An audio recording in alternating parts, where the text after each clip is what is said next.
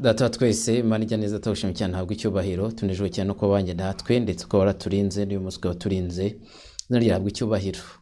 Ni umunsi w'isabato watwongereyeho kubaho kugira ngo twige ijambo ryawe.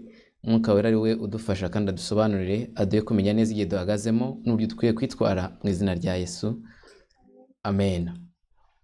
Bene data nshuti z'umusaraba nongeye kubasuhuza mu izina rya Yesu Kristo umwami wacu n'umucunguzi. Izina ry'Imana yacu rihabwe icyubahiro.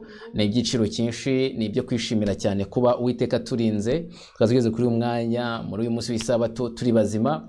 Reka izina ry'Imana rihabwe icyubahiro. Turanezerewe cyane Uwiteka wabanye natwe no minsi 10 y'amasengesho twamaze turi kumwe n'Imana twigishije byinshi, kandi nizera ntashidikanye yuko hari ibyo twungutse kandi byatugirira umumaro kubwo kumvira Mwuka wera ukomeza kwishimangira mu mitima yacu, bizatugirira umumaro. Rero n'aka kanya tugiye kwiga ku magambo y'Imana cyangwa se ku ijambo ry'Imana kugira ngo tumenye icyo Uwiteka adushaka muri kino gihe duhagazemo.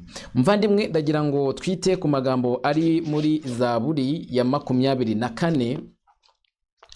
Magambo ari muri Zaburi ya 24, Zaburi ya 24, Zaburi nziza cyane ivuga ngo isi n'ibiyuzuye n'ibyo Uwiteka, isi n'abayirimo, kuko ari we wayishimangiye ku nyanja, yayishimangiye kuko ari we washinze ku nyanja, yishimangiye ku mazi menshi. Isi n'ibiyuzuye n'ibyo Uwiteka. Niba mubona isi yangiritse, mutabaza Uwiteka, kuko isi n'ibiyuzuye n'ibyandi n'ibyo Uwiteka. Bivuze ngo nta muntu n'umwe wababazwa n'isi. Ndavuga nk'isi ibiyiriho, ibimera, amatungo, kurenza nyirayo ntabwo byashoboka, kuko usibye n'uwabikora n'uwabazwa nabyo n'uwo nawe mubabajwe nabyo nawe ntabwo ari uwe ngo yigenge, nawe ni Uwiteka. Rero yishimangiye ku mazi menshi. Ninde uzazamuka ku musozi w'Uwiteka? Ninde uzahagarara ahera he? N'ufite amaboko atanduye n'umutima uboneye, utigeze kwerekeza umutima we mu bitagira umumaro, ntarahira ibinyoma. Uwo niwe uzahabwa umugisha n'Uwiteka no gukiranuka, abihawe n'Imana y'agakiza ke. Abayishaka ni bene uwo, abashaka mu maso yawe, Mana ya Yakobo. Uwiteka aravuga ati, njyewe mumenye yuko iby'isi ari jye wabiremye, ni njye muremye. Kandi ubutumwa bwo Marika wa mbere n'undi nicyo buvuga. Muramye yaremye ijuru n'isi n'inyanja n'amasoko n'ibirimo byose. Kubera iki se? Kuko uwo nguwo niwe ufite ijambo rya nyuma kuri buri gikorwa cyose cyabera mu isi. Benshi bibaza impamvu ibiriho uyu munsi bimeze nk'uko biriho uyu munsi. Ubwo ndavuga uko babona ibintu, uko babona ibikorwa bikomeza kugenda bijya mbere. Rimwe na rimwe abantu bakabura icyerekezo cyabyo, ariko nyirabyo, nyiri isi azibera mu isi kandi azi n'uburyo byarangira. Bivuze ngo dukwiriye kugira Imana icyizere ku buryo bukomeye, dukwiriye kugira Imana ibyiringiro mu buryo budasanzwe. Bya bindi dukennye Uwiteka arabifite, kandi mu buryo bumwe cyangwa se ubundi azabiduha. Ahubwo se wakiriye Uwiteka? Nicyo kibazo wakwiriye kuba wibaza, nanjye nkibaza. Ijambo ry'Uwiteka ritubwira neza yuko mbere yuko isi irangira, abari mu isi bose bagomba guhamagarirwa kuramya Imana. Abari mu isi yose bagomba guhamagarirwa kuramya Imana nyamana, birinda kuramya ibitari Imana, nabyo gushyirwamo imbaraga, kandi bihera mu madini, hanyuma leta akaza gushyiramo imbaraga kugira ngo abantu bo mu isi bubahe Satani. Rero niyo mpamvu Satani akoresha ibikoresho byinshi kugira ngo agere ku mugambi we wo gutuma abantu bo mu isi yose bahinduka umuhigo we, bahinduka abamuramya nyamara bitari bikwiriye. Ndagira ngo dusome amagambo makeya ari muri Daniyeli, Daniyeli igice cya 10. Daniyeli igice cya 10 hari amagambo ahari ku murongo wa 12. Haranditse ngo, aherako arambwira ati, witinya Daniyeli, kuko uhereye ku munsi watangiyeho gushishikarira gusobanukirwa no kwicisha bugufi imbere y'Imana yawe, amagambo yawe yumviswe kandi niyo anzanye. Ariko umutware w'ibwami bw'Ubuperesi amara iminsi 21 ambuza. Nyuma Mikayeli, umwe mu batware bakomeye, aza kuntabara, ntinda mu bami b'Ubuperesi. Nuko none nzanywe no gusobanurira ibizaba ku bantu bawe mu minsi imperuka, kuko ibyo weretswe ari iby'ibihe bishyize kera. Igihe Daniyeli yaramaze gusengera ubwoko bwe, kwatura ibyaha by'ubwoko bwe, asaba Imana kubutabara, Daniyeli yaje gutumwaho intumwa ngo imuhe ubusobanuro cyangwa se iyerekwa ry'uburyo ubwoko bw'Imana bwagombaga kubaho, ibizabubaho, uko bizagenda, byinshi nyine byagombaga kubaho. Daniyeli yaragiye kwisobanurirwa. Hanyuma atumwa marayika aramubwira ati witinya, ati kuko igihe watangiriye gusaba ijwi rye ryumvikanye mu ijuru, maze icyo asabye Imana icyitaho. Bivuze ngo Daniyeli icyo yashaka kumenya Uwiteka yaje kumwuzuriza kugira ngo abone ubusobanuro, amenye uko ubwoko bwe bugiye kugenzwa mu minsi yari igiye gukurikira. Amagambo yasomye kubera iki? Nubwo ari ubuhanuzi bw'ibyabaye cyangwa se bw'ibyakorewe Daniyeli, ariko ibi ngibi nanone bikorerwa buri muntu wese unishyira mu mutima ibyo adasobanukiwe cyangwa se idasobanutse muri we, ndetse unahagaze mu mwanya yifuza kugengwa n'Imana, yifuza kuyoborwa n'Imana mu rugendo arimo rwa gikristo. Muri inza y'ubukristo hari byinshi tugomba kumenya, hari byinshi tugomba gusobanukirwa, bitewe nuko nyine abantu baba barabaye igihe kirekire cyane mu byaha. Hari ubwo n'ijambo ry'Imana kuryiga ridasobanuka neza, ariko iyo umuntu aniha ataka mu mutima ashaka gusobanukirwa, Imana yohereza ubufasha bwose bushoboka. Uyu muntu agasobanukirwa inzira, agasobanukirwa uburyo akwiriye kwitwara bitewe n'igihe ahagazemo, bitewe n'ibiriho, ndetse akanabwirwa n'ibigiye kuba, kuko ni isezerano kubwirwa ibigiye kuba. Turabibwirwa neza rwose mu ijambo ry'Imana, ubusobanuro umuntu akamenya neza, akamenya ibyenda kubaho. Mbese Imana ni nziza, isobanurira umuntu ikamubwira uburyo n'igihe ibintu bigomba kubamo, hanyuma ikamubwira n'uburyo agomba kwitwara kimwe nabo bari kumwe bayobotse inzira y'Uwiteka. Rero ndagira ngo twite ku magambo nanone ari mu Byahishuwe mu gice cya 17.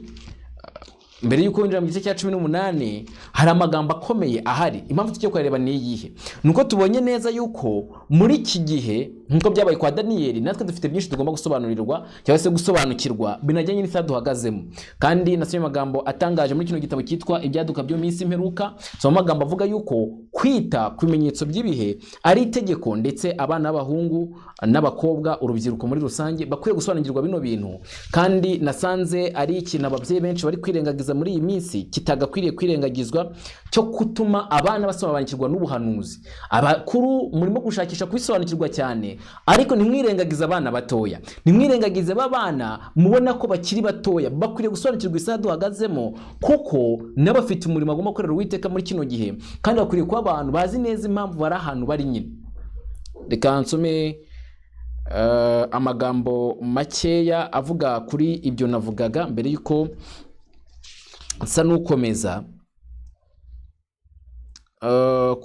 ku kagingo ka 14 na 15 mu Byaduka byo minsi imperuka. Aranditse ngo, ni page 18 ubwo abo duhuje igitabo, baranditse ngo tuzaba tugomba guhagarara imbere y'abacamanza dutanga impamvu twumvira amategeko y'Imana, ngo tumenyekanishe impamvu zo kwizera kwacu, kandi abasore bakagombye gusobanukirwa n'ibi bintu. Mvandimwe, uri umusore ukwiye gusobanukirwa bino bintu. Mbese uri inkumi ukwiye gusobanukirwa n'ibi bintu. Abasore bakwiye gusobanukirwa n'impamvu y'ubutumwa bwo muri iyi minsi, bakamenya n'uburyo nabo ubu butumwa abutwaye bagiye kwangwa n'ab'isi, kugira ngo nibisanga bari imbere y'abacamanza bazamenye ko bagiye kurera data umurimo. Kandi ibi ngibi bigomba kugirwamo uruhare n'ababyeyi baba basore. Mbese namwe mwigeze mubona abasore batiteye ku by'ijambo ry'Uwiteka? Birababaje. Akanyigo 15 karanditse ngo bakagombye kumenya ibintu bizaduka mbere y'uko iherezo ry'amateka y'isi yacu rigera. Muvandimwe, ntabwo ari abasore gusa babwirwa, nubwo bonyine ari bavugwa by'umwihariko, ariko twagakwiriye gusobanukirwa neza n'ibigiye kwaduka, n'ibiri kwaduka mbere y'uko iherezo ry'amateka y'isi rigera. Mbere yuko Kristo agaruka, twagombye gusobanukirwa neza ibiriho ngo ni ibiki. Tukwiye kubibona ngo nk'amakuru ari guhiza agatambuka gahita, ahubwo tukamenya ngo ni iki muri make ibiri kuba biri gusohoza. Ese ibintu birakwiriye? Yego. Reka dusome neza amagambo akurikiyeho. Ibyo bintu birebana n'umunezero wacu w'Iteka, kandi abigisha kimwe n'abanyeshuri bakagombye kubyitaho. Muvandimwe, dukwiriye kwita ku bimenyetso by'ibihe, dukwiriye kwita ku biri kwaduka muri iyi minsi, tukamenya n'iki bivuze, tukamenya ngo mbese n'iki bisobanuye ku isaha gihanuzi, mbese bisize iki mu mateka, bisize duhagaze hehe, ese bisize twubashye Imana, turamye Imana nyamana yaremye ijuru n'isi, cyangwa bisize abantu bavuye ku Mana.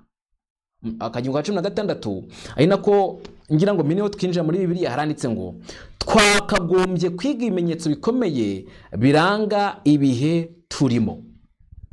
Twakagombye kwiga ibimenyetso by'ibihe biranga ibihe turimo, biranga ibihe duhagazemo. Bandimwe, reka twumve neza ko ari ingenzi kwiga ibihe duhagazemo, kwiga ibimenyetso by'ibihe tukamenya neza isa duhagazemo ngo ni iyihe. Rero niyo murongo twerekejeho muri aka kanya, kandi Uwiteka abane natwe. Ibyashize 17. Ibyashize 17 bitubwira imikorere ya Babuloni ikomeye. Ibyashize 17 kitubwira imikorere ya Babuloni ikomeye, ni ibya maraya ukomeye uhetswe n'inyamaswa. Kandi iyo tuvuze maraya tuvuze itorero ryaguye, tuvuze itorero ry'imico mibi, kuko maraya ni umugore w'imico mibi. Nyamara umugore w'imico myiza akitirirwa itorero, akitwa umugeni. Rero uyu maraya ahetswe ngo n'inyamaswa. Kandi musobanuro bw'inyamaswa mu buhanuzi, inyamaswa isobanura ngo ubutegetsi cyangwa se ubwami. Noneho hari maraya uhetswe n'ubwami. Kandi iyo tugiye mu mateka tubona ko ari Kiliziya Gatolika yaretswe n'ubwami bw'Abaromani, kandi ubwami bw'Abaromani n'uyu munsi buracyahariho.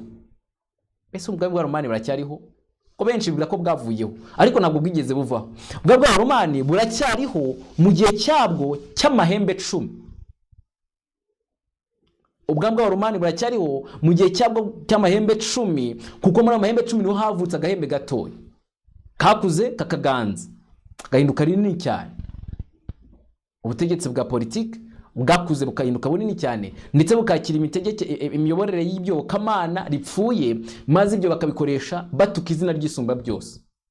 Ubwo nagahembe ko muri Daniel igice cya 7 irimo kuvuga, ndetse no mu gice cya 8 cya Daniel.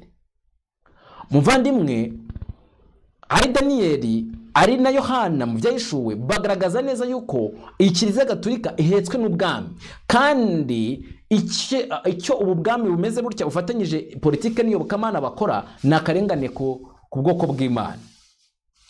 Kandi mu gice cya 13 cy'Ibyahishuwe batubwira yuko leta zimwe za Amerika nka leta y'umudendezo yagomba kugira ubwo nayo yimitse amategeko nk'ayo Gatolika, nayo ikagira kunga ubukristo, iyobokamana ndetse na politike, maze kubw'ibyo nabo bakabakoze ishusho imeze nk'iy'Ubugatolika. Kandi ubwo ni Ubugatolika n'ubupapa muri rusange. Political power, religion power. Political power, religion power. Ubutegetsi bwa gisivile, ubutegetsi bw'iyobokamana muri Roma ndetse no muri Amerika. Kandi ibyo bivuze ngo iyobokamana igomba kubanza ryava ku murongo w'ukuri kugira ngo bakomeze gufatanya ubutegetsi bwa leta. Muri iki cya 17 tubona yuko nyuma amateka y'isi ajya gusoza, hari ikintu cyagombaga kubaho. Ikintu cyagombaga kubaho cyangwa se kigomba kubaho, nubwo kigeze kure cyane gishyirwa mu bikorwa. Bibiliya itubwira yuko hagombaga kubaho nyuma yuko y'amahembe nyine yari yatangiye gutegeka rimwe ukwaryo irindi ukwaryo, meze bakaza kugira ubwo bategekera hamwe n'abanyamaswa, aribwo bupapa. Nyuma yo kuba muri kaguma gwica bakakomeza kubaho gutyo ubutegetsi bw'abanyaburayi, ndavuga bwa by'abanyaburayi byavumbutse Burayi, kandi Burayi murabizi ko aribwo bwari Empire Roma cyangwa se Roman Empire. Bakomeje kugenda bategeka, ariko bategekana n'ubupapa, kugeza aho noneho bashyizeho n'umuryango wahuriweho na Leta Zunze Ubumwe za Amerika. Nyuma ko Leta Zunze Ubumwe za Amerika nazo zivutse zigahinduka igihugu gikomeye, mbese bagashyiraho umuryango w'abibumbye, ariko bose bakomeza gukora mu kwa Roma mu buryo busa n'ubutagaragara. Ijambo ry'Iteka ryatubwiye yuko byagomba kugera ubwo noneho biba ibigaragarira amaso. Se muvandimwe, so duhagaze uyu munsi, isi igomba gukora ku buryo ubupapa busigare bwo buyobozi aribwo butegetse butegeka byose.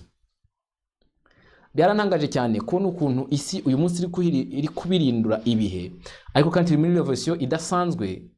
Niyo mpamvu muri intambara zabaye nyinshi, ntabwo ari intambara zo gupfa kuba gutyo nyine. Muri revolution habaho n'imyivumbagatanya, habaho n'intambara n'ubukene n'inzara.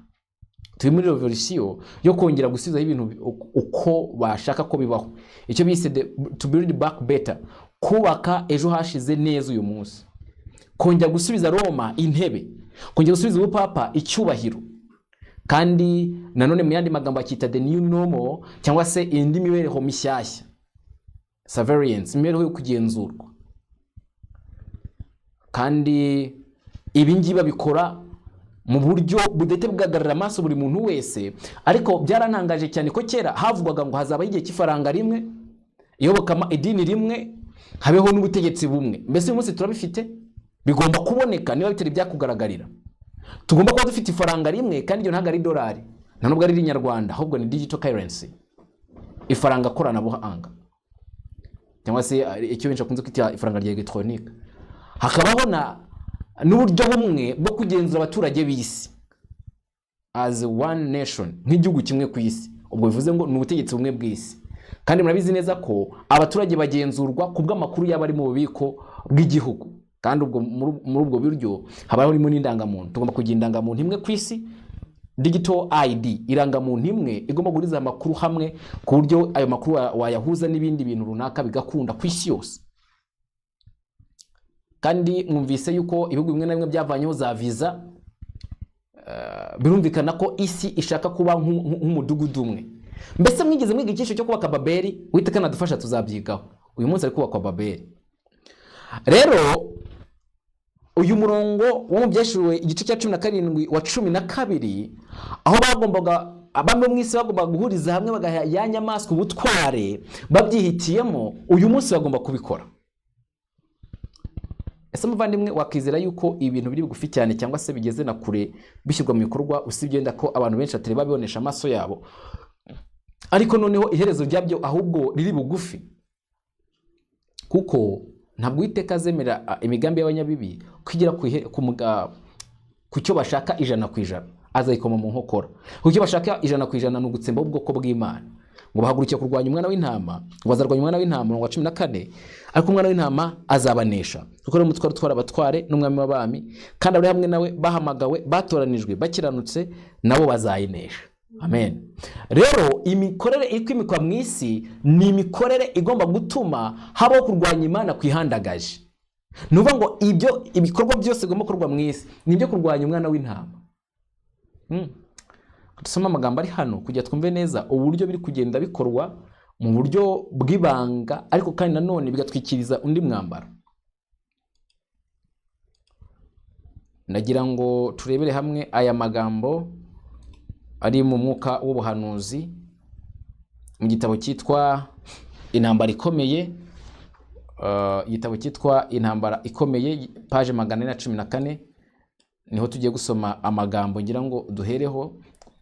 Haranditse ngo Satani anezezwa n'intambara.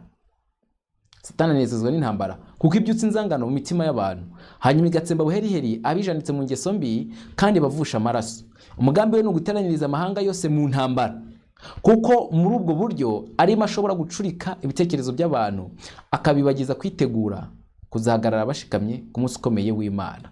Muvandimwe, hano hari igikoresho kimwe cya mbere kirimo gukoreshwa kugira ngo abantu ubwenge bwabo buhugire mu bindi bintu, be kugira umwiteguro ukwiriye wo kuzatuma bahagarara kuri wa munsi w'amateka, guhagarara imbere y'umwana w'intama. Uyu munsi tukabona intambara zirimo kwaguka cyane, kurangaza abantu. Intambara twabonye iya Ukraine n'Uburusiya, rimwe tagati yayo nuko ibinyamakuru byose nyuma ko byemaze kwita kuri cya kirozo cya Babuloni n'uburozi bwacyo, byahise none byerekeza ku Burusiya na Ukraine, ku buryo akenshi hafi 99% ibinyamakuru, abayisesenguzi, abanyapolitike, amadini, muri cyiciro cyose, yewe n'ibiganiro abantu baganiraga babaga berekeje amaso yabo mu Burusiya na Ukraine. Ese ntabwo ariko byemeze cyangwa se byari bimeze muri iyi minsi?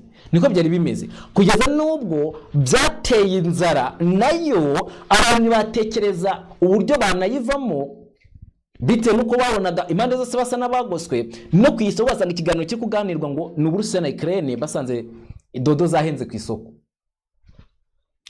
Turasomye ngo Satani anezezwa n'intambara kuko ibyutse inzangano mu mitima y'abantu. Mbese koko ibyutse inzangano mu mitima y'abantu? Nasomye amagambo akomeye muri Matayo igice cya 5, igihe Yesu yigishaga abantu iby'amategeko ye, akavuga yuko nuwangira mwene se mu mutima cyangwa se uvuga mu mwene se umutima ati wagicucuwe, ubu ngo nabo agize gute, ari umwicanyi. Muri Matayo igice cya 5 kuva ku 21. Muvandimwe, biratangaje cyane uburyo izi ntambara ziri gutuma abantu bafata uruhande rumwe cyangwa se urundi mu guhangana. Abadafasha uruhande rw'uburasirazuba bafata urw'uburengerazuba. Utari inyuma ya Putin yari inyuma ya Biden na Zelensky. Bati cya Biden, cya Putin, amazina nkayo ngayo gutyo. Mvandimwe, icyakora umuburo watanzwe ku bwoko bw'Imana nta hantu namwe dukwiriye guhagarara muri ibyo bihe, bitewe nuko nubundi ari umugambi wa Satani ari uzana intambara. Ntabwo Uwiteka yigera yifuriza abantu intambara. Intambara rero ni umusaruro w'ibyo Satani iba yifuza mu mitima y'abantu. Uyu munsi byavuye muri Ukraine byagiye muri Israel na Palestina, kandi uyu munsi ho bigeze ku ntego ikomeye cyane. Amadini atandukanye cyane ya kirokore yafatiwe mu mutego kwibwira ko ari Yerusalemu nshya cyangwa se ari Yerusalemu umurwa wera w'Imana, kugeza naho bagiye bamanika amabendera y'ikizira mu nsengero zabo. Bendera rya Israel, uti bendera rya Israel ni kizira, mbese ari hiki icyo bise inyenyeri ya Yakobo. Mbese inyenyeri ya Yakobo ni iki? Pyramid, crossed pyramid. Ibyo nibyo bishyirwa mu nsengero nyinshi bitwa ko ari abarokore, basenga inyenyeri, basenga imana y'izuba, basenga imana y'igihome. Amadini menshi aguye inyuma mu mutego wo kuvuga ngo Israel yatatswe, kubw'ibyo bagombaga kujya gukora ubwicanyi muri Gaza. Ubwo abantu muri make bari kwishyira amaraso ari kumeneka muri Gaza kubera kujya inyuma y'ibiri kubera muri Gaza. Abandi nabo batoya, Hamas nayo ikwiriye kwirwanaho. Muri make koko umugambi wa Satani mu ntambara awugeraho, abantu bagafata uruhande. Ariko hari amagambo akomeye cyane dusomyemo avuga ngo umugambi we ni ugutaniriza amahanga yose mu ntambara. Ntabwo yari yarangiza, ashaka ko amahanga yose ajya mu ntambara. Biratangaje cyane uburyo uyu munsi nabwiye ko Satani ari kureme yaremye intambara akoresheje igikoresho cyitwa Leta Zunze za Amerika. Ngaho uyu munsi Taiwan n'Ubushinwa bashaka kurwana, ndetse Taiwan na Philippines nabo bashaka Ubushinwa na Philippines nabo bashaka kurwana, ndetse uyu munsi ibihugu byo muri Afrika nabyo bashaka kurwana. Ethiopia na Eritrea bashaka kurwana, Somalia na Ethiopia bashaka kurwana, Sudani harimo imirwano. Uyu munsi Sudani y'Epfo na Uganda bari gupfa igice cyo majyaruguru, naho ngo harimo ibibazo byo kuba bari kwibutaka. U Rwanda na Repubulika ya Demokarasi ya Kongo ntabarebanye neza. Nuvuga ngo akaduruvayo mwisi karimo. Pakistan n'Ubuhinde bari gupfa Kashmir. Nuvuga ngo ibintu byatuma amahanga arwana birahari, kandi ngo Satani niwo mugambi afite kubateraniriza bose mu ntambara. Bivuze ngo byanze bikunze abantu bazaza mu ntambara. Nawe ibintu yabyanditse baravuga ngo neretswe isi iri mu kavuyo, hazaba ngo ibintu ikaramu umwana w'umuntu itabasha kubona uko yandika. Mvandimwe, ariko no umugambi wa Satani. Tujye mbere twite ku cyo twari turi kuganiraho mu kanya. Haranditse ngo kuko muri ubwo buryo arimo ashobora gucurika ibitekerezo by'abantu akabibagiza kwitegura kuzagara bashikamye ku munsi ukomeye w'Imana. Mvandimwe, ngicyo bikorana gucurika ibitekerezo by'abantu, ibyo ntabwo byacuramye. Witeka ashimwe cyane niba bigihagaze. Satani ashaka gucurika ibitekerezo by'abantu akoresheje intambara, kandi kubicurika kugira bataba biteguye ku munsi ukomeye w'Imana, no kugira ngo bajye munsi y'ubutware bwe bwa butegetsi bwe bavana ku Mana, ngo be kuramya Imana nyamana bisange baramye bitari Imana.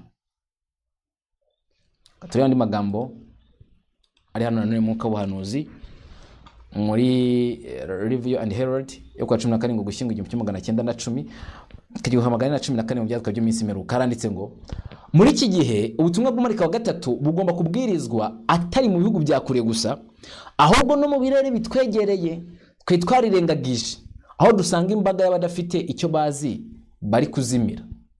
Vandimwe, dukeneye kuvuga ubutumwa bw'Umarika wa gatatu. Umarika wa gatatu avuga iki se? Avuga yuko umuntu urengaje umuburo wa Marika wa mbere wo kuramya Imana yonyine y'ijuru n'isi, akirengagiza umuburo wa Marika wa gatatu wa kabiri uvuga yuko umuntu wanga kuramya Imana maze akishingikiriza kubiriho ariyo mikorere ya Babuloni, agomba kumenya yuko Babuloni igiye kurimbuka. Uwo ni Marika wa kabiri. Marika wa gatatu rekaza kuvuga ati umuntu uhangara rero akanga kumvira umuburo wa Marika wa mbere, akanga no kumvira umuburo wa Marika wa kabiri, maze agatinyuka akaramya systeme y'amadini yihuje na leta muri iyi minsi yeruka, igishushanyo cy'inyamaswa cyakozwe na Leta Zunze Ubumwe za Amerika, yavuze ko Leta Zunze Ubumwe za Amerika bwa mbere umenye yuko bishingiye ku kuba nyine ari leta yari ishyigikiye umudendezo kandi yavuye mu Protestani. Uprotestani rero bugomba gusubira inyuma bugahakana, bwamara guhakana buvuye mu byanditswe byera kwifatanya n'abatizera, bamwe kwifatanya n'abatizera bagakoresha imbaraga za leta. Igihe rero umuntu ahangaye akaramya icyo kintu cyangwa se akaramya inyamaswa ubwayo aribwo bupapa, uyu muzanywa ku nzoga yitegura ariyo mujinya w'Imana, iteguye idafunguyemo amazi mugacuma ku mujinya wayo, kandi akazabazwa n'amazuku. Mvandimwe, ubutumwa bugomba kubwirwa isi ati mu bihugu bya kure gusa, ahubwo no hafi wa muturanyi wawe wamugezeho. Imana ishimwe cyane. Abantu bagomba kumenya kaga isi igiye guhura nako gatewe n'ibyo abantu barimo gukora uyu munsi, kwimira Uwiteka, kugeza amadini hafi ya yose usanga arimo gushyigikira ibizira, harimo n'ubutinganyi, kandi bakabyita uburenganzira bwa muntu, ndetse bavuga ko ariko umuntu aba yaravutse, bashinja Imana ko ariyo ikora abantu abatinganyi, uvuze ngo icyaba gishyira ku Mana, ari ayitera abantu ubutinganyi, niko yabaremye.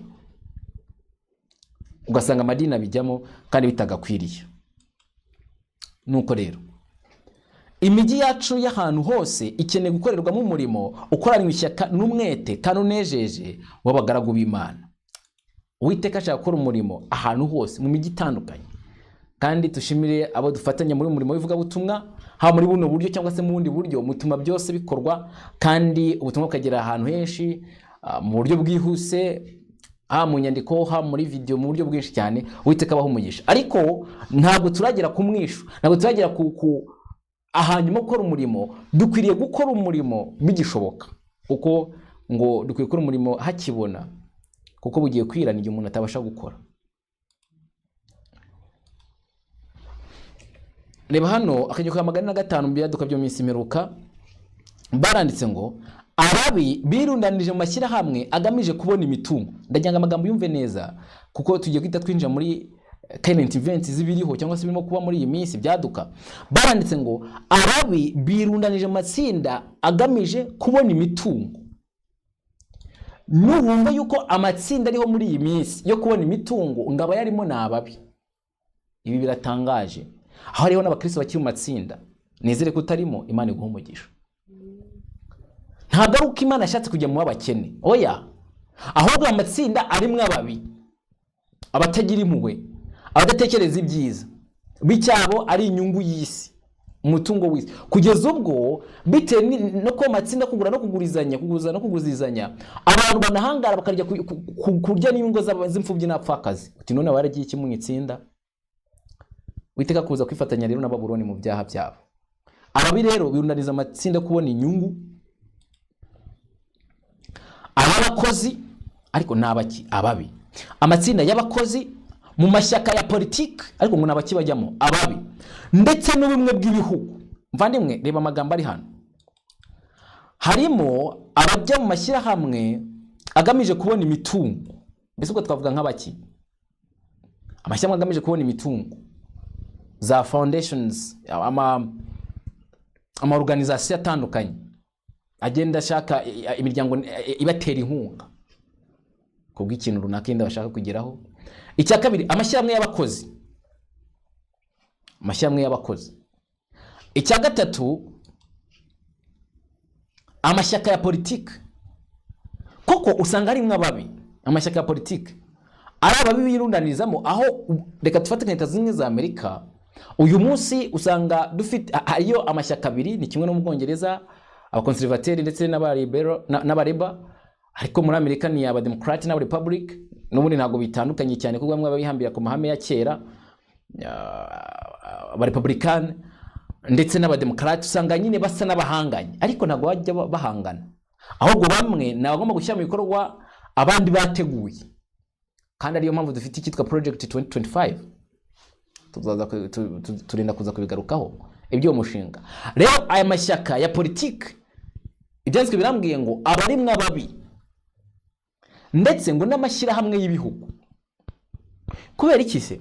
Kuko bose bahinduka abakozi ba wa wundi utifuriza icyiza abantu, wa wundi ugomba kurwanya Imana, wiyerekana ko ari Imana. Nuhangaye akanyuranya nawe arabizira. reba hano amagambo uko akomeza avuga, ntitukagira aho duhurira na hamwe n'ubwo bwifatanye. Haleluya. Ntitukagire aho duhurira na hamwe n'ubwo bwifatanye. Ubuhe? Amashyirahamwe agamije kubona inyungu, ay'abakozi, mu mashyaka ya politiki ndetse n'ubumwe bw'ibihugu. Imana niyo databuja n'umuyobozi wacu, kandi aduhamagarira gusohoka mu isi no kwitandukanya nayo. Muve hagati yabo kandi mwitandukanye, niko Uwiteka avuga. Kandi mukore ku kintu cyose cyanduye. Rwa kabiri rwa Korinto 6:17. Nitwanga kumvira, nidukomeza kwifatanya n'isi no kubona ibintu nk'uko ab'isi babibona, tuzahinduka nk'isi. Oya, Uwiteka tubuza kwifatanya n'ab'isi. Uwiteka tubuza kubona ibintu nk'uko ab'isi babibona. Ariko biratangaje cyane kandi ko ari ubwoko bw'Imana, uko isi babwiye ibintu nabo niko babibona, bagahomboka inyuma ngo ni byiza. Ariko oya, ngo turamutse tugenje dutyo natwe twahinduka nk'isi. Kandi Uwiteka ashaka ko duhinduka nk'isi.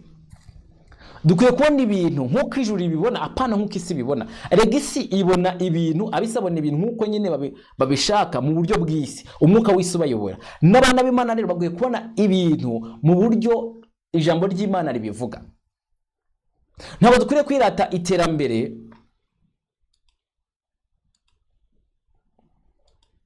ntabwo dukwiriye kuvuga amajyambere nk'uko ab'isi bavuga amajyambere. Ntabwo dukwiriye gukora ibikorwa nk'uko ab'isi bakora kugira ngo bagere ku cyo bita iterambere. Oya rwose, ntabwo ariko abana b'Imana bakwiriye kumera. Ntabwo abana b'Imana bakwiriye kubaho imibereho imeze ityo yo kumva yuko isi kishaka kugeraho byanze bikunze kuko ari cyiza nk'uko bivugwa, kuko tuzi neza ko imitego ibirimo muri ibyo bikorwa bavuga ko bashaka kugeza ku batuye isi. Niyo mpamvu rero haba hasabwa kuba maso ku buryo bukomeye cyane, kandi mvuge ngo bukomeye. Barandika ngo nitwanga kumvira, nidukomeza kwifatanya n'isi no kubona ibintu nk'uko ab'isi babibona, tuzahinduka nk'isi. Iyo imyanzuro y'ab'isi n'ibitekerezo byabo biyoboye amasano aduhuza, ntidushobora gukomeza kuba ku rugero ruhanitse kandi rwera rw'ukuri kw'iteka ryose. Umva ya magambo, iyo imyanzuro y'ab'isi, iyo bavuze imyanzuro y'ab'isi ni imyanzuro nyine yafatiwe muri ya mashyirahamwe twabonye hejuru, n'ibitekerezo byabo biyoboye amasano aduhuza, ntidushobora gukomeza kuba ku rugero ruhanitse kandi rwera rw'ukuri kw'iteka ryose.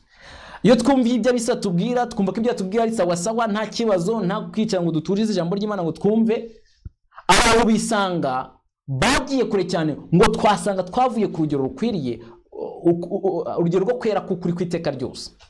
Uwiteka rero ntabwo ashaka kugira ngo dukomeze kuba muri ubufatanye cyangwa se ngo tube twayoborwa n'ibitekerezo by'ab'isi. Oya,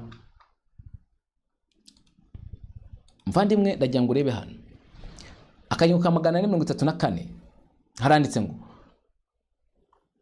tumaze igihe kirekire cyane twiteze kubona ishyirwa ry'itegeko ry'icyumweru mu gihugu cyacu, kandi none ubwo ikangarana ry'icyumweru dusatiriye ryahuranije, turabaza tuti mbese abizera bacu bagomba gukora iki mu gihe nk'iki?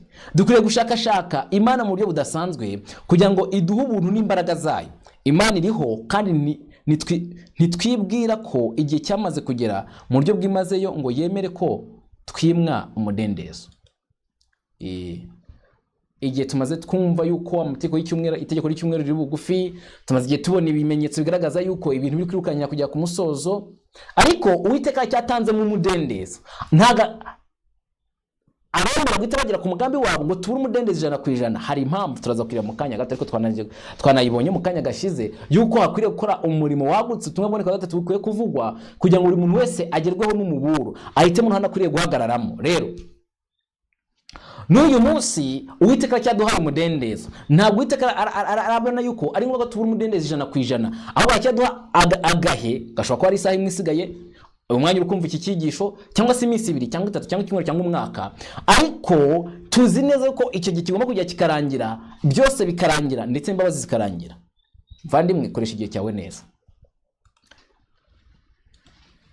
Reba hano, byakwiriye ko ubwoko bw'Imana bukora ibitandukanye n'iby'abandi kugira ngo isi burirwe. Ariko icyo nabwiye mu kanya gashize, isi iri kubaka ibintu bigera kuri bitatu kandi bikomeye cyane. Iri kubaka ubutegetsi bumwe bw'isi, political power, kandi kubaka ubutegetsi bumwe bw'isi mu iyobokamana, regional power, kandi bari no kubaka uburyo bumwe bw'ubukungu mu isi.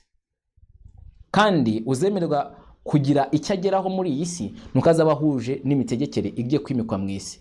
Uriteguye? Reba hano. Ngo iki muvandimwe?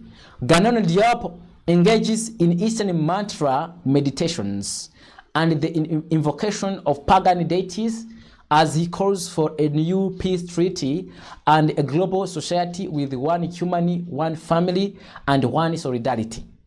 Uyu ni Ganon Diop ni pastor mu Adventist wa karindwi uhagarariye impuzamadini cyangwa se ikitwa umudendezo w'idini.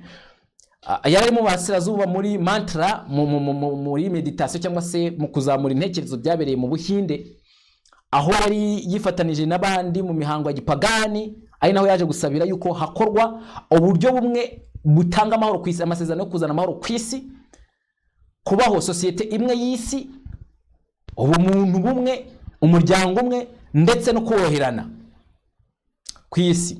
Ganon Diop abayobozi by'umwuka basengeye hamwe, basengeye mu migenzo y'abitandukanye, binyuze mu buryo kuzamura intekerezo, aho bagendaga basubiramo ijambo nyine mu buryo bwabo bwo gutamba bavuga ati om om om. Nuvuga ngo bagize umuhuro batutse mu madini atandukanye, ndavuga amadini mu bice bitandukanye, kuko bavuze ibice bitandukanye amadini biratangaje cyane. Ariho iyo benshi umvisha amadini ahita bumva wenda nk'iyobokamana gusa. Oya, harimo n'imihango ya gipagani myinshi tugiye kuza tubirebe. Bahurije hamwe rero ngo mu gusenga kugira ngo haboneke amahoro mu isi, maze mu gusenga kwabo rero bakora ibikorwa bimeze nko kuraguza cyangwa se guterekera, ntabwo ari kuraguza, guterekera, maze muri ubwo buryo basa n'abacecetse bagenda bati om om om, niko bagendaga basenga. Katurebe hano baranditse ngo ibi byabereye mu muhuro wa G20 wabereye Ipyune mu Buhinde kuva ku itariki 5 kugeza kuri 7 z'ukwezi kwa 2023. Ganon Diop representing the Seventh-day Adventist Church. Uyu mugabo mubona aha yarahagariye Adventist wa karindwi. Participated not just in the personal, ntabwo yarahagaze nkawe ubwe gusa cyangwa se ahagarariye igihugu, ahubwo ibi byose yarabikomatanirije hamwe. Yarahagaze nkawe, ahagarariye igihugu, uvuga ngo nyine nkaho yaturutse, anahagarariye kandi urwego rw'isi, ndavuga nyine mu by'itorero. Kandi nanone yaje kugaragariza abari bitabiriye umuhuro, abayobozi b'iby'umwuka, ko bakwiriye kuyobora mu kubaka cyangwa se mu kurema umuryango umwe mpuzamahanga uzana amahoro mu isi, in which the different religions needed to be involved. Umuryango noneho n'iyobokamana rigomba kuba rifitemo ukuboko gatoya. Tekereza ikintu ari kuvuga hano. Ibyahishuwe 13 umurongo wa mbere kugeza ku murongo wa 2. Inyamaswa yavuye mu nyanja. Mbese yaje ite? Nuko ari ubutegetsi bwa gisivile bwahaye imbaraga ubutegetsi bw'iyobokamana ripfuye, maze imyanzuro ikagifatwa ikumvirwa. Iyobokamana bigizemo ijambo. Uyu munsi Ganon Diop aravuga ati nkatwe abanyamadini cyangwa se abiyobokamana bakwiye kugira ijambo mu myanzuro ifatwa mu byo kuzana amahoro mu isi. Mbese mwitegura ko intambara zigiye kurangira? Oya, zigomba kuba nyinshi kugeza ubwo uru rwego rushyizweho rugomba gufatira imyanzuro isi ngo ibone amahoro. Kandi noneho n'iyobokamana ikabigiramo uruhare. The image of the beast, igishushanyo cy'inyamaswa. Reka twumve hepfo gatoya. Ganon Diop spoke about the United Nations. Ganon Diop yavuze ku muryango w'abibumbye, Judaism, umuryango cyangwa se ubujyanye n'ubuyuda cyangwa se ubwo n'ubuyahudi, Judaism, ibijyanye na Christianity, ubukristo, Islam, and the Eastern religions, ndetse niyo kamara ryo murasirazuba ubwo rimo ba Buddhist, abahindu n'abandi. Reincarnation n'ubundi buryo bw'imiramirize muri asirazuba bw'amajyaruguru, ubwo ibice by'uburasirazuba bw'isi mu majyaruguru yabwo.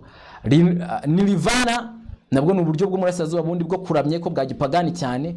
And other principles that he said we all connected to peace. Yavuze ngo hari umuryango w'abibumbye,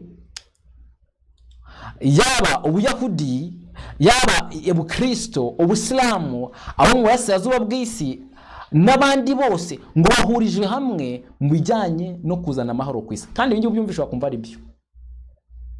Ubyumvishe gute udashye musesenguza avuga ariko ni twese dukeneye amahoro. Nese umukristo nakeneye amahoro, umusilamu nakeneye amahoro se? Umuyahudi ntagakeneye amahoro. Ariko tekereza gakeya. Yesu ati sinaje kuzana amahoro mu isi, naje kuzana inkota. Uwo ni Yesu, uwo bita umwami w'amahoro, the king of peace. Sinaje kuzana amahoro, ahubwo naje kuzana inkota. Naje gutanya umwana na nyina, umukazana na nyina bukwe. Umwana na se agomba gutandukana ku bwa Kristo. Kandi mu ntambara ikomeye page 93 avuga ngo hagati y'ukuri n'ikinyoma hari intambara idashobora guhagarikwa. Ukobora kuri kimwe no kugishyikira nubwo bigitero ku kindi no kukirwanya. Ariko ahangavuga ati dukeneye amahoro mu isi. Mbese imvugo ni yande? Ni ubupapa. Wavuze ngo dukwiriye kuvanaho ibidutandukanya, divisions. Havuze ngo gutandukana kose guturuka kuri Satani. N'uyu rero ni hariyo mvugo yakoresheje hano. Twese tugomba kumbira hamwe kuzana amahoro mu isi. Keretse gusa abantu bo mu isi bakiriye Kristo. No bitabaye ibyo amahoro ntabwo ashoboka. Diop passion for human solidarity, one humanity and one family. Diop kandi nanone yaje kugaruka ku byitwa ubworoherane bwa muntu, ayagaragaje ko abantu bagomba kumva ko ari umuntu umwe, umuryango umwe. Even as the event organizers played a video with the voice of the so-called original creator, ndetse baje no gukina video, baje gucuranga video igaragaza ngo umuremyi wa original ariwe bita ngo imvano y'ubwenge. Ariko ntago ari Imana ya Bibiliya, ni Imana ihuriweho ibigirwamana byo mu burasirazuba bw'isi, nkuko nubundi yarahagaze imbere y'icyo kintu mubona aho ngaho cya Buddha, arimo kugeza ijambo kwitabira ngo kandi akumva nta kibazo gihari. Akabana n'abantu bica itegeko rya kabiri ku karubanda, si itegeko rya kabiri gusa ahubwo n'amategeko yose bayica, kandi akumva ko bose bafite umugambi umwe wo kugera ku mahoro. Ikigaragara nuko ko kiyobokamana ryabo ripfuye. So get out of her. Mujye kure, musohokemo. Reba hano baranditse ngo during the ceremony, muri uyu muhango, a world peace prayer was offered in which Guru Brahma, Guru Vishnu and the other Hindus were called upon. Muri uyu muhango basenze isengesho ryo kuzana amahoro mu isi, aho noneho barituye isengesho ryagaragayemo guhamagara Guru Brahma, ikigirwamana cy'abahindu, na Guru Vishnu ndetse n'izindi mana z'abahindu, ubundi buryo nyine bwo kuramyamo, bakoresheje iyo migenzo kuramya ibyo bigirwamana, basenga ngo amahoro aboneke mu isi. Muri buka video yigeze kugaragara Papa Francis agaragaza guhuza imyemerere, agaragaza ko ubwoko bwawe aho waba uriho hose bakwiriye gukorera hamwe kubw'ikiza rusange, common good. Nicyo hano bari gushakisha. Kuko isi yabuze amahoro, igomba kubona amahoro binyuze mu kuba ab'isi bose bahurije hamwe. Satani agomba guteza intambara kugira ngo intekerezo z'abantu zihuze, bose bajye munsi y'ubutware bwe. Nicyo kiranga, niyo mpamvu intambara zikuba nyinshi ku isi, kugira ngo habone guhuza imbaraga ngo bazana amahoro. Kubw'amahoro rero benshi bazarimburwa. Vandimwe, birumvikana ko iki ari kiza gikomeye kandi kidasanzwe. Ibi ngibi byari uburyo bw'ubunyamwuka bufatanya n'imyuka y'abadayimoni. Kandi ubu nibwo bumwe nanone Papa Francis yahamagariye abatuye isi. Reba hano ikinyamakuru cyitwa The Independent cyo kuwa mbere z'ukwa 11/23. Papa Francis to attend COP28 climate conference in Dubai in a first for a pontiff. Papa Francis ateganya kwitabira inama ya COP28 igakwiyandika ry'ikirere izabera i Dubai. Bwa mbere umuyobozi wa Vatican yitabira iyi nama. Shuti, hano hari ikintu gikomeye gihari. COP28 inama yiga kwiyandika ry'ikirere ije kuri izindi COP zigera muri 3 nazo tutagomba kwirengagiza cyane. Amasezerano yasinyiwe i Montreal, amasezerano ya Kigali, byose byari bifite ikintu bivuze, ariko igihe hasinywaga amasezerano y'i Paris mu Faransa, hagasokorwa n'uko rwagishima rwa Papa Francis Laudato Si kandi n'ubwo rwari rwabanje. Hanyuma kandi tukabona COP 27 yabereye mu Misiri. Ari ikintu gikomeye cyane ibi ngibi byagomba kutubwira kidasanzwe. Bavuye gufata amategeko 10 yongeyeho rimwe, azengera ku mategeko 10 ya International Energy Agency yo kwita nyine ku bijyanye n'ibyo abantu bakwiriye kwitaho kugira ngo bahangane n'ibura rya petroli na gazi na essence. Uyu munsi Papa Francis ati dukwiriye kuhurira hamwe tukiga uburyo tugomba gufata isi yacu irangiritse cyane. We need a green planet. Few people, few works, few. Tugomba kuba dufite ibintu bike cyane mu isi. Few Protestants. Tugomba kuba dufite abaprotestani bakeya. Cyangwa se hafi ya ntabo. Ngo byose bigomba kugezwa na zero. Rero uyu ni umushinga ukomeye cyane wateguwe ugiye kubera mu Leta Zunze z'Abarabu i Dubai. Ariko n'ubwa mbere Papa Francis, ntabwo na Papa Francis gusa, bwo n'ubwa mbere umuntu utegetse Kiliziya Gatolika bwa mbere uyoboye Vatican yinjiye mu muryango w'abibumbye. Ese tugiye kubona kuzura kw'ibyeshe 17 umurongo wa 13 bahuje inama gahutware ya nyamaswa abahagaze imbere. Byaba gitangaza yagaze imbere ya Congress muri Amerika, inteko rusa nishinga bategeko Leta Zunze za Amerika, Capitol. Uyu munsi yagiye kuba ari imbere noneho y'isi yose as a political leader and a regional leader at the same time. Ahagaze imbere yabo umuyobozi wa politiki n'umuyobozi w'iyobokamana icyarimwe, kandi uzaniye igisubizo isi yose. Biratangaje cyane. Ndagira ngo murebe neza iyo shusho ya COP28 UAE logo. Iyi logo yabo ni logo itangaje, tuzafata umwanya wo kwigarukaho, ariko ni logo ifite byinshi hishe by'upagani. Nimureba neza murasanga harimo ibyo bashaka gukora byose, kuzana uburyo bwa energy through wind, kubona imbaraga binyuze mu muyaga, kubona imbaraga binyuze mu izuba, solar panels. Muzabona kandi nanone uburyo bw'ibyogajuru, don't be fooled, bagiye gukoresha 5G. Kandi muzabona uburyo nanone bwo kwita ku muryango, Sunday rest. Muzabona kandi uburyo bwo kwita ku byaremwe, ariko murebe umuntu ugaragaza ko ari kubyitaho, imyambarire ye n'imikorere ye. Bari muri UAE, muri Leta Zunze z'Abarabu, Abasilamu, abakanzu. Mwibuke ibiriho muri iyi minsi nkundura iriho feminism ndetse na LGBTQ+. Sinzi imbahanga wayo tubishyikira neza, ariko tuzagira umwanya wo kuganira kuri iyi logo. Harimo byinshi cyane ihishe. Ndagira ngo tusome amagambo yo kuri The Independent hano hepfo banditse. Baravuze ngo Papa Francis has said he will attend the COP28 summit in Dubai next month. Papa Francis yavuze yuko azitabira COP 28 i Dubai mu kwezi mbone muri kuno kwezi twagutangiye still kwa 11. The first time a pontiff will be at the United Nations Climate Summit. N'ubwa mbere umuyobozi wa Roma azaba yitabiriye inama y'umuryango w'abibumbye yita kwiyangika ry'ikirere. Francis will depart from Dubai on 1st December and stay for 3. Bivuze ko azafata urugendo rwerekeza i Dubai tariki ya mbere z'ukwezi kwa 12, azamarayo iminsi 3. Rebwe ikinyamakuru cya Italian Television Network RAI on Wednesday yavuze kwa gatatu kazamara i Dubai iminsi 3. 3 days, iminsi 3. Mbese ku tariki ya mbere z'ukwa 12 niki ndajya mubwira ngo abajesuiti ibintu byabo byose bari kuri gahunda, babiteguye, nta kintu na kimwe kibatungura. Ngo buri kintu cyose cyo gifite ubusobanuro bwacyo, binajyanye nyine n'uburyo Imana bakorera nanone iba isa n'iyabibasabye cyangwa se yabiteguye gutyo ngo babikore gutyo.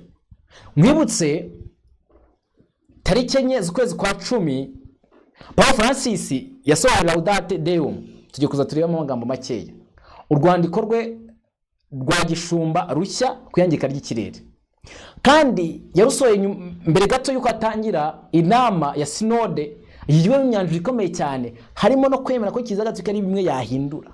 Kandi mwibutse sinode ntabwo ifata imyanzuro ya Kiliziya Gatolika gusa, ahubwo ni imyanzuro y'amadini yose.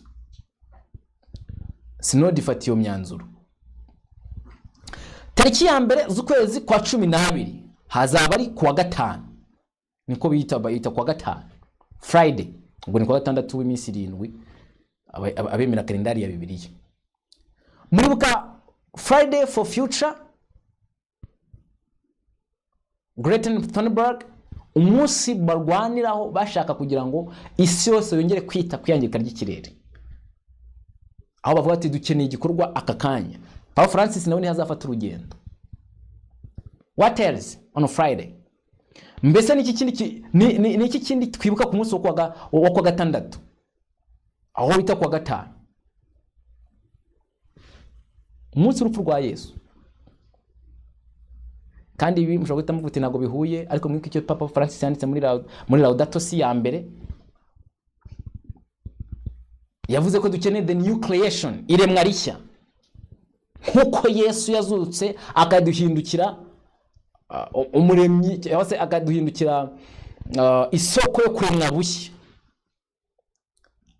Nkuko abantu bose bagomba guteraniriza kuri Eucharistia yibutsa izuka rya Yesu, niko ngo abantu bagomba kwita ku byaremwe kongera gutuma isi iba nziza, the new normal. None afashe urugendo kwa 5, umunsi wo guhangana n'iyangika ry'ikirere wageneza nkubiri zabo Roman movements. Noneho anagiye ku munsi n'ubundi hibukwa urupfu rwa Kristo. Nyamara nazamara muri Dubai iminsi 3. None ubwo azaza kwa kangahe? Abasa agomba kuva Dubai kwa kangahe? Sunday. Ibi tuzagiye kinini cyane cyo kuganiraho, ariko wumve neza ko ari umugambo ukomeye wo gutuma ibintu byose byerekezwa muri gahunda yo kurwanya Imana. Reba hano baranditse muri Laudate Deum, abajesuiti basohoye kitirwa Papa Francis, hari ibyo bavuzemo bigomba gukorwa n'imbaraga. Ku kagingo kayo ka 35 baranditse ngo when we talk about possibility of some form of world authority regulated by law, iyo tuvuga mu bushobozi bwa bumwe mu mitegekere yo kwisi ishyiraho amategeko, we need not necessarily think of a personal authority. Ntabwo dukwiriye kwita cyane ku butegetsi bwigenga, ubutegetsi bumwe bw'umuntu umwe. We are speaking above all of, turatekereza kuri, turatuvuga ku birenze ibyo, more effective world organizations, ku birenze imiryango itandukanye yo kwisi equipped with the power to provide for the global common good, ishyiriwe kugira ngo ishyiremo imbaraga mu gutuma isi ibona ikiza rusange ikeneye, the elimination of hunger, kurangiza inzara, and poverty, ubukene, and the sure defense of fundamental human rights, cyangwa se kukurinda uburenganzira bwa muntu. The issue is that they must be endowed with real authority.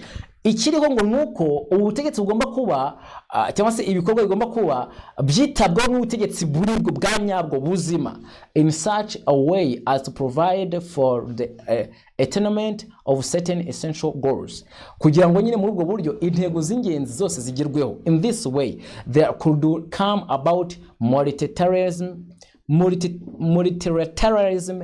that is not depend on changing political conditions or the interests of certain few, and possesses a stable efficacy. Abango ahangaha agomba kuba gutekerezwa muri ubu buryo bw'imitegekere butandukanye buri mu isi cyane cyane bwita ku mitegekere ya politike mu isi ituma ibikorwa bimwe na bimwe bigerwaho, ariko imitekerereze ikongera gutekerezwaho byimbitse ngo harebwe neza niba ubutegetsi bwa politike buri mu isi bugera ku cyo bwagakwiriye kuba bugeraho, which one? Common good, icyiza rusange. Noneho kayigwa mu 37 ahita avuga ngo I invite you to recognize that many groups and organizations within civil society help to compensate for the shortcomings of international community. Ati ndabashishikariza kumenyekanisha ko amatsinda atandukanye, imiryango itandukanye irimo na societe civile ko bagomba gufasha kugira ngo mu minsi mikeya habeho umuryango mpuzamahanga cyangwa se umuryango mpuzamahanga uhuriweho mumvikana n'abantu bose, international community, abantu bose bakiyumva kari bamwe. It's lack of coordination in conference situations. Ibi ngibi kujya bitabo cyangwa se iyo bibuze biba bigaragaza ko hari kubura icyo twakwita nk'ubufatanye, and it's lack of attention to fundamental human rights.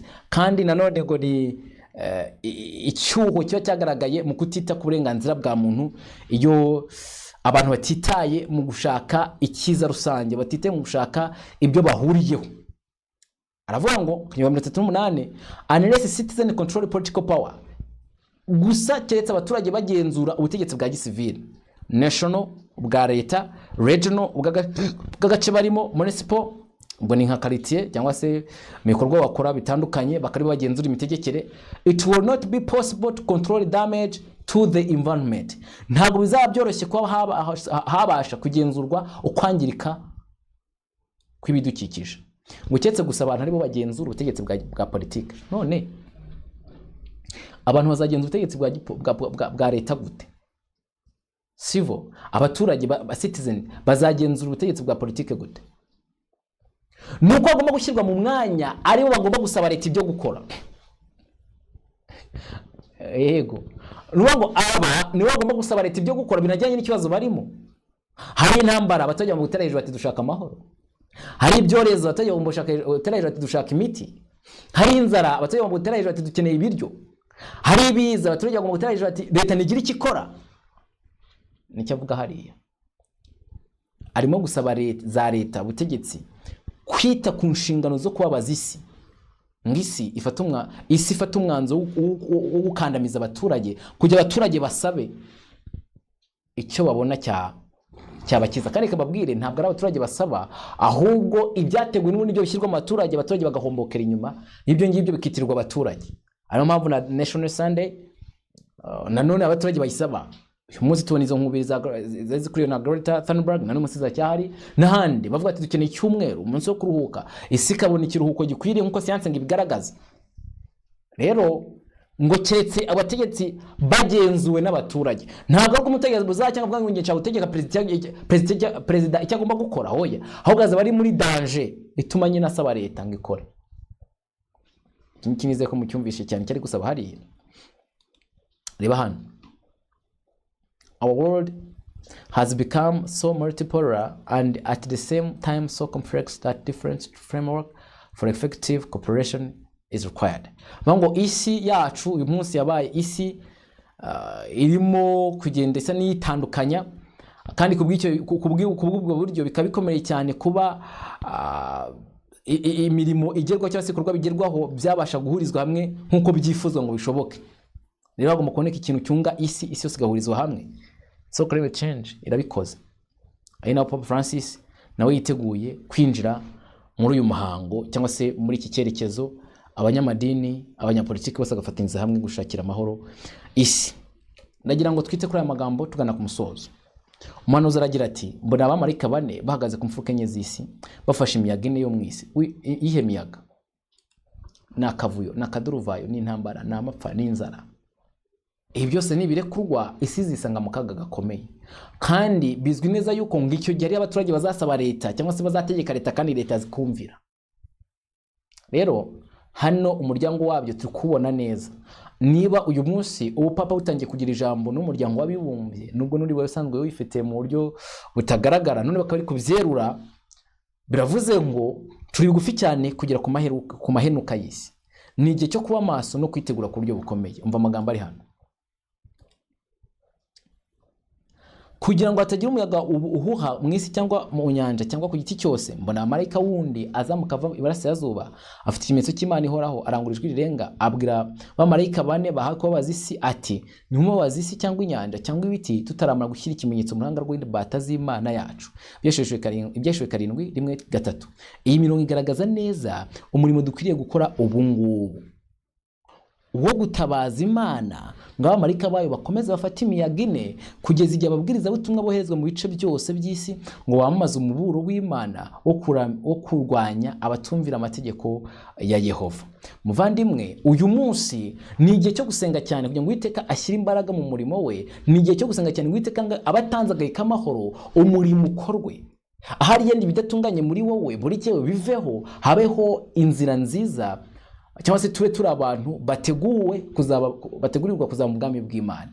Kandi ko bw'ibyo tunateguza abandi kwakira Kristo ugiye kugaruka, cyangwa se kwitegura Kristo ugiye kugaruka. Bitaba ibyo abantu bazatungurwa. Niyo mpamvu uyu munsi dahita biturika ngo uhite birangira. Uyu munsi ibintu dahita biba umunsi umwe uhite birangira. Uwiteka ashyeho n'agahe k'amahoro kugira ngo avuge ubutumwa, akomeze avuge ubutumwa. Ikibazo, mbese uyu munsi uri mu murimo? Uyu munsi ukorera Imana cyangwa uricaye? Haguruka, fatanya n'abandi. Niba isi mu myiteguro gutya kugenzura ibintu byose, niba isi mu myiteguro yo gutuma umunyabugome ashyirwa hejuru, niba isi mu myiteguro yo gushyiraho ubutegetsi bumwe bw'isi, faranga rimwe n'ibiki byose kugira ngo bagenzure abatuye isi, niba isi mu myiteguro gutuma abari mu isi yose bajya munsi y'ubutware bwa Satani, nawe ukwiriye kuba uri mu murimo ukomeye wo gutuma ab'isi yose bamenya umugambi Satani afiteho ngo akize amagara yabo. Uwiteka azabikwitura, Uwiteka azabinyitura. Reka dusabe Imana imbaraga, dusabe Imana ubushobozi bwo gukora uyu murimo, kandi ntabwo tuzahomba, tuzunguka. Uwiteka bigufashe, nanjye abifashe, kandi aduhe kunihira munsi y'umusaraba wa Kristo, dusaba imbaraga zirenze izo dufite kugira ngo imiyaga itarekurwa tutari twakorera data umurimo muri twe no ku bandi, ahubwo uyu miyaga izarekurwe tubirangije. Kandi ahari yenda uyu mwanya ni umwanya wa nyuma wo gukora icyo gikorwa. Wasanga iyi video isangije mwene so, iyi video isangije mugenzi wawe muri rya tsinda barizwamo, ryatanga umusaruro wo gutuma twese twibuka icyo duhamagarirwa. Wasanga se buri wese agomba gutekereza kabiri ku mwanya ahagazemo. Ikindi se, wasanga ubutumwa ugiye kuvuga mu kanya aribwo butumwa bugiye gutuma abantu babaturwa. Watanga inyandiko ugiye kuzatanga ejo ari inyandiko zatuma abantu babaturwa. Wasanga amasengesho ugiye gusabira uyu murimo ari isengesho rikomeye cyane zatuma Umwuka Wera amanukira kuvuga ubutumwa, ubutumwa kuvugwa mu mbaraga atari mu mpaka, atari no mu ntambara. Wasanga ubufasha ugiye gutanga mu murimo ari ubufasha bukomeye cyane bugiye gukiza abari basigaye mu mwijima, maze imperuka ikaza. Rero nahawe nahanjye korera data umurimo mu izina rya Yesu. Amen. Akadusenge dusoza. Data wa twese, Imana igira neza, Imana y'imbaraga, tugushimye cyane, uhabwe icyubahiro. Tugushimye cyane ko ntacyo wemeje yuko kizaca mu maso yacu ngo tukiyoberwe, cyangwa se ngo kize kidutunguye kuko ijambo ryawe rirahari. Wadusobanuriye neza yuko uzajya utumenyesha ibyenda kubaho. Warakoze. Data mwiza, turabona yuko isi iri kwiyongera kurwanya izina ryawe muri twebwe. Uduhe gushikama kuri wowe kandi ushikame muri twebwe kugira ngo duhagarare tukwamamaza kandi tukwerereza. Data waravuze ngo naho umuntu yapfa apfiriye muri wowe azongera abeho. Uduhe kwirinda gutinyishwa n'isi n'ibiriho, ahubwo dutinye icyaha n'igisa nacyo, maze kweza tusabe ikamba ry'ubugingo. Ufashe umwana w'umuhungu n'umukobwa wumvishe kino cyigisho, utaka mu mutima kugira ngo ukoreremo ivugurura, ndetse unamuhe kugenda mu ijambo ryawe no kuvuga ubutumwa bwawe no kubwira abantu batuye isi yuko akaga kegereje kugira ngo bagire umwiteguro. Umuhe imbaraga kandi umuhe Umwuka Wera kubimushoboza, twese duhurizwe hamwe nawe mu izina rya Yesu. Amen.